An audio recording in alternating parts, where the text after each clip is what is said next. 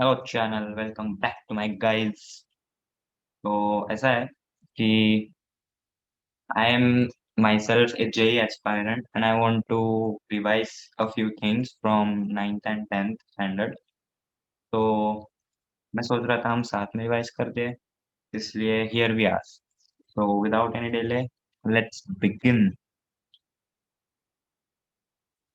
Okay, the structure of the atom and nucleus. The discovery of electrons by Sir J. J. Thomson and the scattering experiments of alpha particles by Rutherford and others towards the end of 19th century led to the following structure of an atom and its nucleus. Structure of an atom. An atom consists of three main particles, namely electrons, protons, and neutrons. The protons and neutrons reside inside the nucleus of the atom. An atom consists of three main particles, electrons, protons, and neutrons.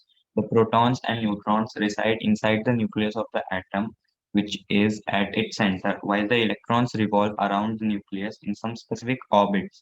While moving in these orbits, electrons do not radiate out energy, and therefore these orbits are also called as stationary orbits or stationary shells. In each stationary shell, the electron has a definite energy. The number of shells in an atom depends on the total number of electrons in it. Okay, मतलब ऐसे nucleus रहता है atom का, nucleus के आजू बाजू shells रहते हैं और उन शेल्स को स्टेशनरी ऑर्बिट्स बोलते हैं और स्टेशनरी शेल्स, और उन शेल्स में इलेक्ट्रॉन्स रहते हैं।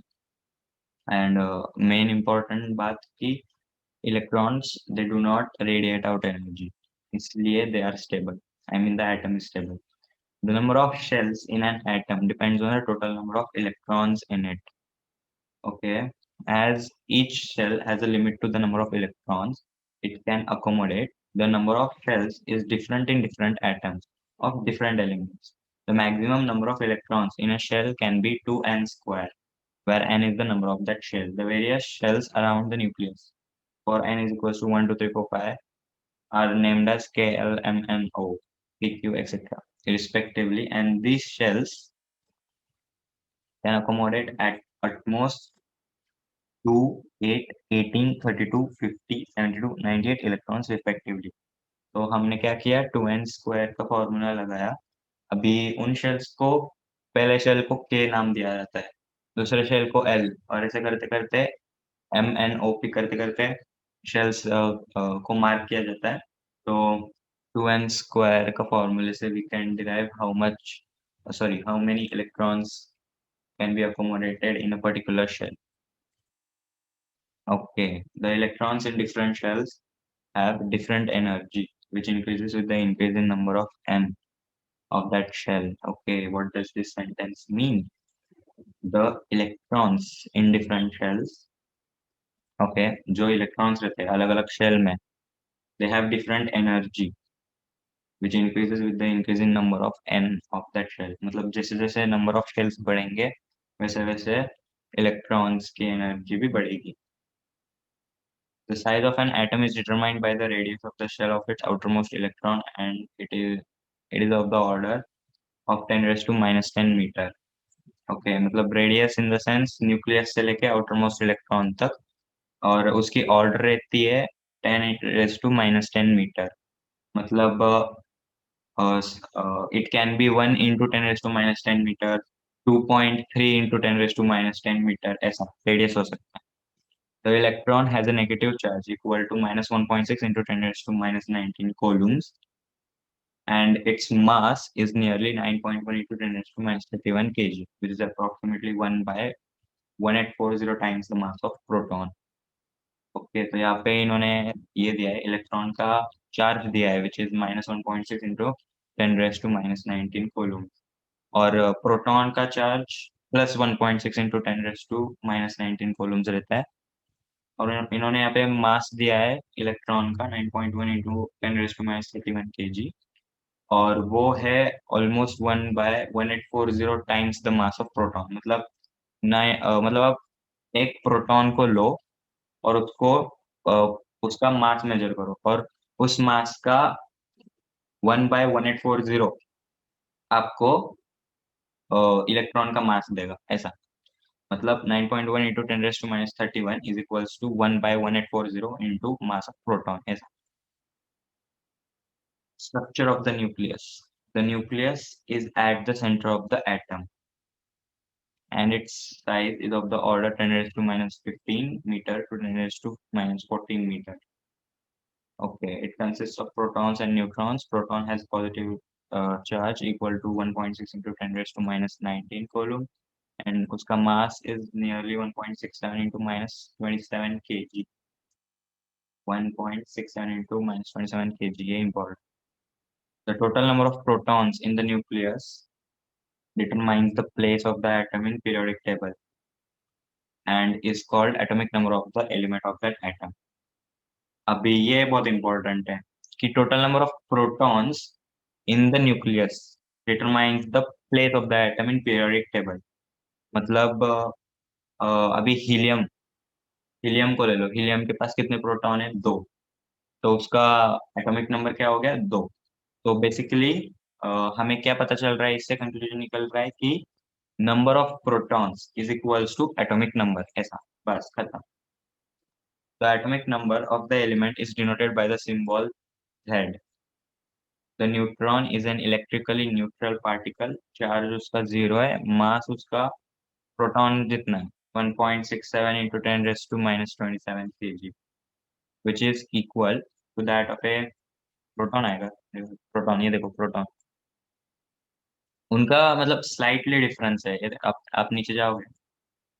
हाँ, ये देखो मास of proton is 1.6726 into 10 raised to minus 27 kg, whereas mass of neutron is 1.6749 into 10 raised to minus 27 kg.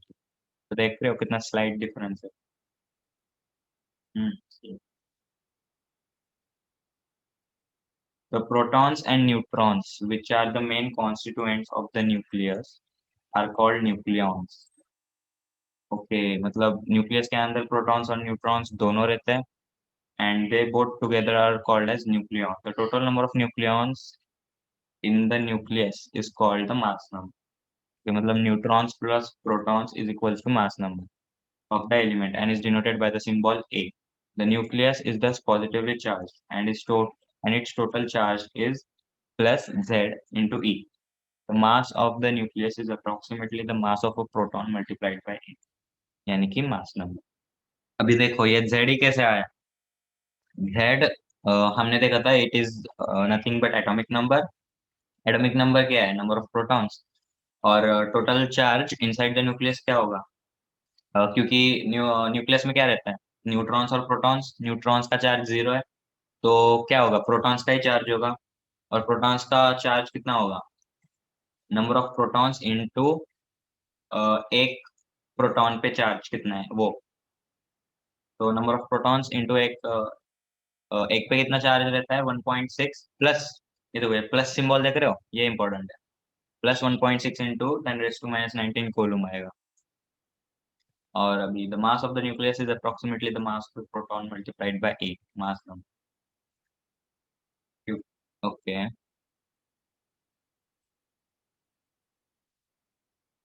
आगे देखते हैं. The mass of electron is negligible. Mass of electron कितना था? 9.1 into 10 raise to minus 27 KG था as compare to that of a proton और a neutron. Hence the total mass of the atom can be considered to be the same as the mass of its nucleus. इसलिए इसलिए सिर्फ proton लिया है यहाँ पे, नहीं तो इलेक्ट्रॉन नहीं लिया है, सिर्फ प्रोटॉन लिया. तो अभी यहाँ पे डेफिनेशन दिया है.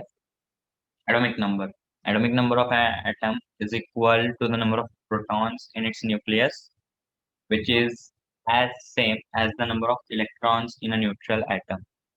अभी न्यूट्रल एटम में number of protons is equal to number of electrons, ये ध्यान में रखना. और Z is equals to number of protons in the nucleus of an atom. Number of protons कह सकते हो या नंबर ऑफ इलेक्ट्रॉन्स कह सकते हो. मास नंबर अभी इनका डिनोशन भी देखो. यहाँ पे एटॉमिक नंबर Z से डिनोट किया जा रहा है और मास नंबर A से. आई नो यार, उल्टा होना चाहिए था, लेकिन क्या करें. The mass number of an atom is equal to total number of nucleons. Nucleons क्या है? Protons plus neutrons.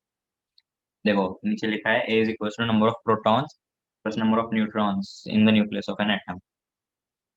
बहुत इजी। ये parameter. Okay, electron proton neutron. अभी इलेक्ट्रॉन का सिंबल ई है, प्रोटॉन का सिंबल पी है, न्यूट्रॉन का एन है। और इनका इलेक्ट्रॉन का चार्ज कितना है? -1.6 × 10⁻⁻⁹ -19 यहाँ पे प्लस प्लस ऐड करना है। न्यूट्रॉन को जीरो चार्ज है। इसका मास 9.1 × 10⁻31 kg। इसका मास 1.67 × 10⁻27 kg। और न्यूट्रॉन का भी सेम। अभी एटॉमिक मॉडल पे आते हैं। An atom is electrically neutral. Therefore, the number of protons in the nucleus of an atom are equal to number of electrons revolving around the nucleus of the atom. If Z is the atomic number and A is the mass number of an atom, then the atom contains array. Then the atom contains number of electrons Z होगा, number of protons भी Z होगा, और number of neutrons क्या होगा? A minus Z होगा। ये किस case में होगा? जब एटम इलेक्ट्रिकली न्यूट्रल होगा तभी। तो अभी हम ऊपर आते हैं। The atom is specified by the symbol A, Z और X, where X is the chemical symbol for the element. A superscript में है, Z सबस्क्रिप्ट में है। The actual size of an atom is very small, nearly 10⁻⁻10 metre. हमने देखा था उसका radius कितना रहता है? 10⁻⁻10 के ऑर्डर में रहता है, और न्यूक्लियस 10⁻15 टू 10⁻14 के ऑर्डर में रहता है, और ये सब मीटर में। And it is invisible to the naked eye. Just to understand the distribution of its constituents, we can draw the model of an atom. अब ये स्केल करने के लिए नहीं है, एटम इससे बहुत बहुत बहुत छोटा होता है। ओके, एग्जांपल दिए उन्होंने। The lightest atom is hydrogen whose mass number is A. whose mass number A is 1. क्योंकि मास नंबर को A से डिनोट करते हैं, एटॉमिक नंबर को Z से डिनोट करते हैं। And atomic number Z is also 1. It is represented as H, ऊपर 1 नीचे 1, and it has one proton in its nucleus and one electron in the K shell as shown in the figure. अभी देखो ये पहला वाला nucleus है। ये पहला वाला शेल मत कंसिडर करो, ये पहला वाला न्यूक्लियस है। ये जो दूसरा आपको सर्कल दिख रहा है, ये शेल है, इसको कंसिडर करो। ये ऐसे शेल्स रहते हैं, ये K L M N से जाते हैं। और हमने देखा था 2n² का फॉर्मूला। तो 2n² लगा दो यहाँ पे। K कौन सा है? K फर्स्ट सेल है, तो n की जगह 1 डाल दो। तो 2 × 1 का स्क्वायर, तो उसका आंसर क्या आता है? 2। मतलब हाइड्रोजन के इस के शेल में 2 इलेक्ट्रॉन्स बैठ सकते हैं, लेकिन यहाँ पे हाइड्रोजन के पास बस एक ही इलेक्ट्रॉन रहता है उसकी शेल में। चलो आगे बढ़ते। The helium atom. अभी हीलियम की केस देखते हैं हम। The helium atom has the mass number A is equals to 4 and atomic number Z is equals to 2. It is represented as He24. It has 2 protons as Z is equals to 2 inside the nucleus and 2 electrons outside the K shell. Number of neutrons in the nucleus is equals to A minus Z, that equals 2. अभी ये देखो, यहाँ पे ये हमने helium atom ले लिया। Helium atom के पास कितने प्रोटॉन्स होते हैं? हीलियम एटम के पास 2 प्रोटॉन होते हैं और 2 इलेक्ट्रॉन होते हैं। और इसका मास नंबर होता है 4। तो सिंपल सा फॉर्मूला है न्यूट्रॉन का। Number of neutron is equals to mass number minus atomic number. तो मास नंबर कितना है? 4। एटॉमिक नंबर कितना है? 2। तो नंबर ऑफ न्यूट्रॉन्स कितने होंगे? 4 माइनस 2 2। ये भी बहुत सिंपल है। The sodium atom has atomic number Z is equals to 11 and mass number A is equals to 23. It will have Z is equals to 11 protons and neutrons कितने होंगे? Mass number minus atomic number, यानी कि 23 माइनस 11 that equals 12 neutrons inside the nucleus. And that is equals to हाँ, ये मालूम है atomic number कितना है? 11 electrons distributed in the KLM shells. Okay, shown in the figure. तो फिगर पीछे चली गई, रुको रुको। अभी देखो, ये न्यूक्लियस है, ये पहला शेल है, इसको हम K नाम देंगे। K में कितने बैठते हैं? 2। अब ये एल शेल है, एल दूसरा शेल है, इसलिए 2 × 2 का स्क्वायर करो, कितना आता है? 8। तो एल के शेल में 8 इलेक्ट्रॉन्स बैठते हैं, और एम बाकी के जो इलेक्ट्रॉन्स रहेंगे वो एम के शेल में बैठ जाएंगे। ये भी बहुत इजी है। और इसको सोडियम एटम का एलिमेंट फॉर्म, कंपाउंड फॉर्म का, और इसको सोडियम एटम का फॉर्मूला Na है, इसलिए उसको Na से रिप्रेजेंट किया जाता है, और ऊपर 23 उसका मास नंबर, 11 एटॉमिक नंबर। चलो, if an atom undergoes a chemical change occurring at a low energy, यानी कि एक एटम है जो केमिकल चेंज के गो थ्रू कर रहा है, पर कम एनर्जी पे। There is a change in number of orbital electrons of the atom. तो जब हम लो एनर्जी पे केमिकल रिएक्शन करते हैं, तब एक एटम के बस इलेक्ट्रॉन्स चेंज होते हैं, सिर्फ electrons. Whereas if the atom undergoes a nuclear change, which occurs at high energy, there is a change in number of nucleons inside the nucleus of the atom. ये बहुत important है कि अगर हमने high energy supply करी तो क्या होगा? तो एटम के 4 चांद लग जाएंगे। तो एटम के इलेक्ट्रॉन्स को कुछ नहीं होगा, बट जो न्यूक्लियस के अंदर जो न्यूक्लियॉन्स है, प्रोटॉन्स और न्यूट्रॉन्स, वो अफेक्ट हो जाएंगे। उनका नंबर घट सकता है, बढ़ सकता है, कुछ भी हो सकता है। पर ये रिएक्शन बस हाई एनर्जी के तौर पे अवेलेबल है हमारे पास। तो ये मोस्टली तुम्हें पावर प्लांट्स में देखा जाएगा, थर्मल पावर प्लांट्स या न्यूक्लियर पावर प्लांट्स वहाँ पे। A nuclear change requires much higher energy of the order of few megavolts, which is nearly 10 raised to 6 times as compared to the energy required for a chemical change, which is of the order of few electron volt only. तो ये MeV है, ओ sorry, ये megavolt नहीं है, ये mega electron volt है, EV. EV को electron volt बोलते हैं, और ये एम मेगा स्पेसिफाई करता है। ये मेगा क्या स्पेसिफाई करता है? 10 रेज़ टू 6 की पावर स्पेसिफाई करता है। ऐसे गीगा, टेरा, पेटा, ऐसे ऑर्डर्स रहते हैं डिफरेंट डिफरेंट। तो ये मेगा मतलब न्यूक्लियर चेंज करवाने के लिए हमें मेगा इलेक्ट्रॉन वोल्ट लगेगा, which is almost 10 raise to 6 times electron volt. Electron volt बहुत छोटी एनर्जी रहती है अगर तुम कंपेयर करने जाओ तो, और न्यूक्लियर चेंज के लिए बहुत बड़ी एनर्जी, बहुत मतलब बड़ी एनर्जी लगती है, ज़्यादा एनर्जी लगती है। In a nuclear reaction, the atomic number or number of protons and the mass number, total number of protons and neutrons remain conserved. In other words, the total sum of atomic numbers of the reactant is equal to sum of atomic number of the product. Similarly, the total sum of mass number of the reactant is equal to the sum of mass number of the product.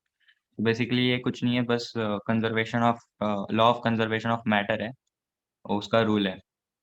वो क्या, law of conservation of matter क्या prove करता है? कि energy can neither be created nor be destroyed, but only can be transferred. तो ये वही है, एक बार पढ़ लो।